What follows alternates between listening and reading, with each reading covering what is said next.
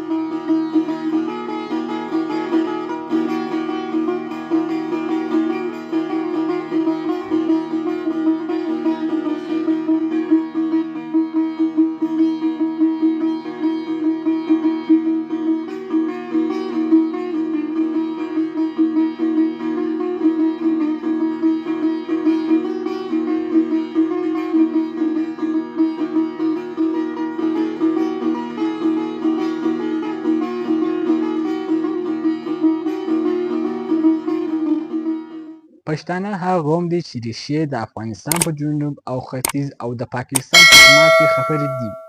د دوی دوه ستره ټبرونه غلجي او دراني د افغانستان د سیاسي ځواک ستنې دي. په 18مه پېړۍ کې احمدشاه دراني چې یو پښتون و د افغانستان معاصر بنسټ کېښود. له هغه وخت تر ننه پورې نږدې ټوله پاچاهان او زیات حکومتونه د پښتو له منځه راوتلي دي. دا دوامداره حضور دی لامل شو چې د پښتانه نه یوازې یو قوم بلکې د افغانستان د سیاست نښه وبلل شي.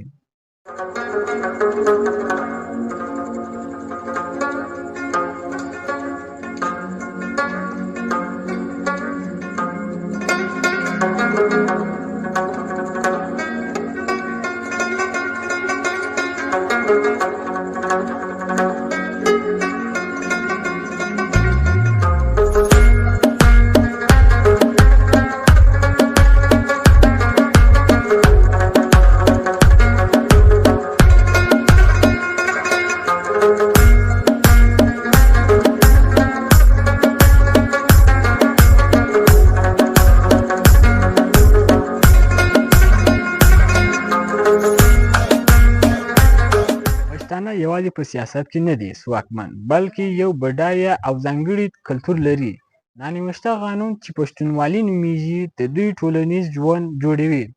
پښتونولي داسې اصول لري. اول اصول مهمان نوازي یا میلمسته. مهمان حرمت لري که هغه هم دښمن وي. دویم قانون بدل انتقام. د قبایلي عدالت اصل که څوک ظلم وکړي حق باید بیرته واخیستل شي. دریم قانون ننګ او ناموس. د کورنۍ د عزت او آبرو ساتنه تر مرګه پورې. څلورم قانون نانوتي یا پناه ورکول. که څوک پناه وغواړي باید وساتل شي که هر څه هم وي. همدا اصول دی چې پښتانه سلګونه کاله په غرونو او دښتو کې متحد او مقاومت کوونکي ساتلي دي.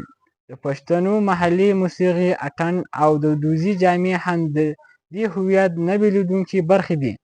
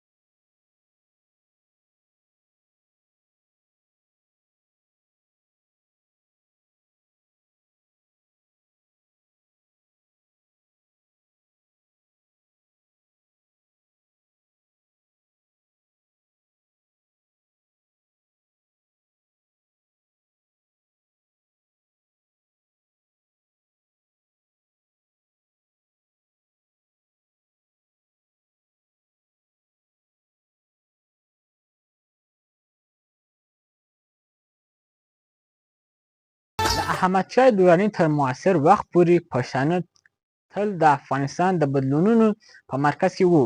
په 16مه پېړۍ کې د پښتنو پاچاهان لکه ظاهر شاه او محمد داود خان هېواد اداره کاوه.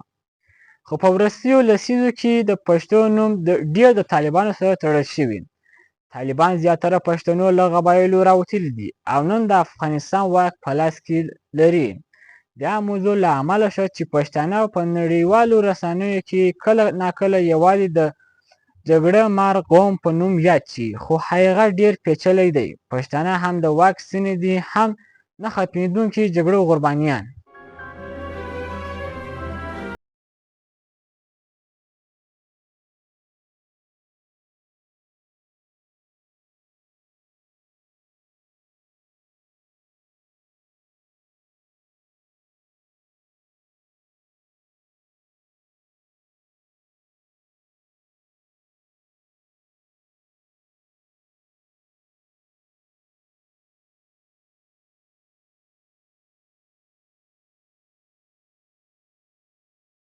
به شهادت، جراحت و ویرانی مردم و سرزمین افغانستان گردید. د پښتنو کیسې یوازې په افغانستان کې نه خلاصېږي. میلیونه پښتانه په پاکستان کې ژوند کوي، په ځانګړي ډول د خیبر پښتونخوا او قبایلي سیمو کې. ډیورنډ کرښه چې د انګریزانو په وخت کې راکش شوې، پښتانه یې په دوو هېوادونو ویشلي. دا کرښه تر ننه د افغانستان او پاکستان ترمنځ یو لویه شخړو څخه ده. پښتانه په پاکستان کې هم ځواکمن دي، خو تل د قومي هویت او ملي هویت ترمنځ سرګردانه پاتې دي.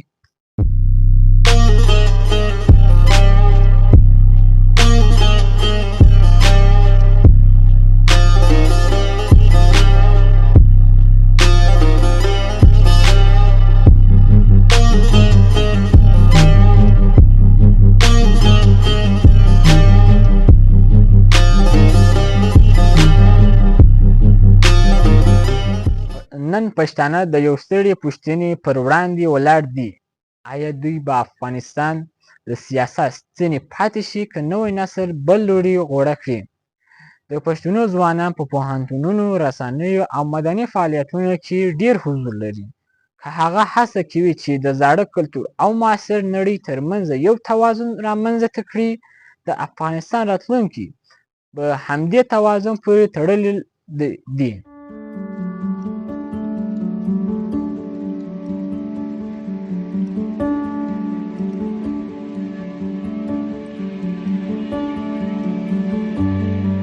پښتانه یوازې یو قوم نه دی، هغوی د افغانستان د تاریخ روح دي. له احمدشاه دراني نیولې تر طالبانو، له غرونو تر ښارونو، له دودونو تر عصري ژوند پورې، پښتانه تل د دې خاورې برخلیک برخه پاتې شوي دي.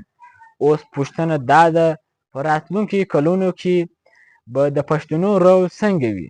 آیا هغوی به لا هم د سیاست د واک اصلي لوبغاړي پاتې شي که نوی نسل د افغانستان لپاره نوی مسیر وټاکي؟